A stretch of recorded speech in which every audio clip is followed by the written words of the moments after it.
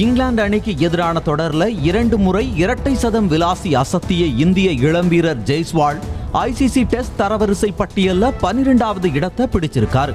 இங்கிலாந்து அணிக்கு எதிராக இன்னும் ஒரு போட்டி மீதம் இருக்கிற நிலையில அந்த போட்டியிலையும் ஜெய்ஸ்வால் அதிரடி காட்டும் பட்சத்துல டாப் 10க்குள்ள முன்னேற வாய்ப்பு இருக்கிறதாகவும் சொல்லப்படுது. சர்வதேச T20 போட்டிகள்ல அதிவேக சதம் விளாசிய வீரர் அப்படின்ற சாதனையை படைச்சிருக்காரு நமீபியா அணி வீரர் லாஃப்டி ஈட்டன். நேபாள அணிக்கு எதிராக நடந்த T20 போட்டிகள்ல விளையாடிய லாஃப்டி ஈட்டன் 33 பந்துகள்ல 11 4 8 சிக்ஸர்களை விளாசி சதம் விளாசினார்.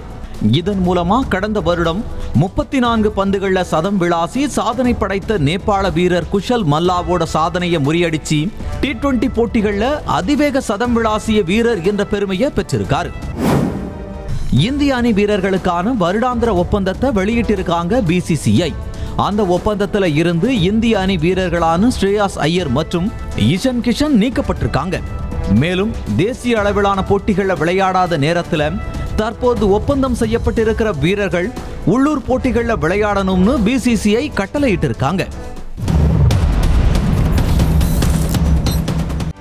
செய்திகளை உடனுக்குடனும் துல்லியமாகவும் தெரிந்து கொள்ள சப்ஸ்கிரைப் பண்ணுங்க.